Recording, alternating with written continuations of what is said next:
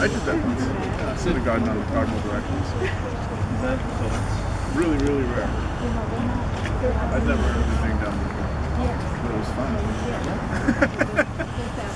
They do things like that.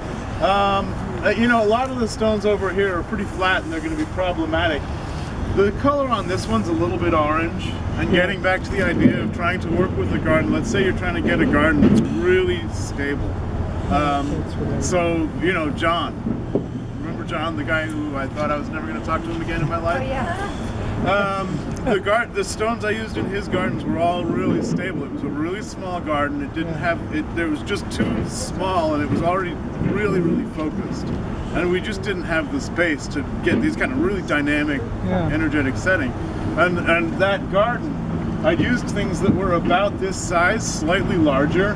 But this stone with this color, if you get, you know, you get rounded tops, or you get a wide base and a rounded top, and you can even go with fairly angular tops. And you don't want to have everything have a rounded top, right? If you remember those gardens, there's some are a little bit more pointed, some are quite round, some are flat, some, you know, there are all these different shapes. But if you start to work with things that are smaller, and the relationship between the height of the stone and the depth of the stone and the width of the stone, it starts to come down a little bit, as opposed to that stone where you've got, I mean, it's 8 feet tall and 4 feet wide, right?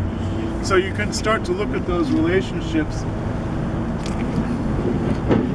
This stone is the crown is a little bit too pointed. I mean, that right there being the crown, the top of this, and the face is actually the back side. So if you want to kind of get up closer and look at it, it's a little bit too linear and a little bit too pointed to work. But you could start to work with something that's almost that pointed and set it, depending on how close you're going to be in the garden. I was talking to somebody about Eastern Washington earlier.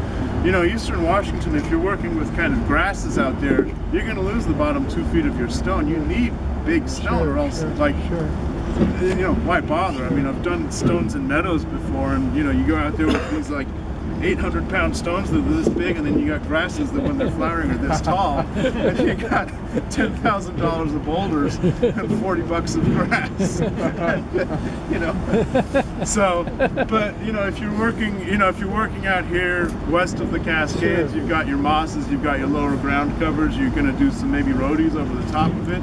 You know, you can get some maples up with your canopy. So you got your canopy, your mid-story, and then you can kind of set your stones into that garden and just have something that's really quiet. Leave the space between the stones.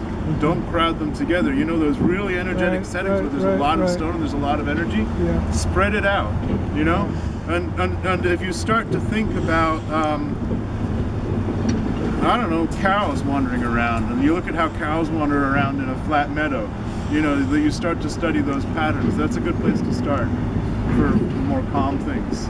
You know, I don't think about Mount Si if you want to, you know, I mean, it's awesome. I mean, you're like, holy cow, look at that thing, but, you know, it's not meditative.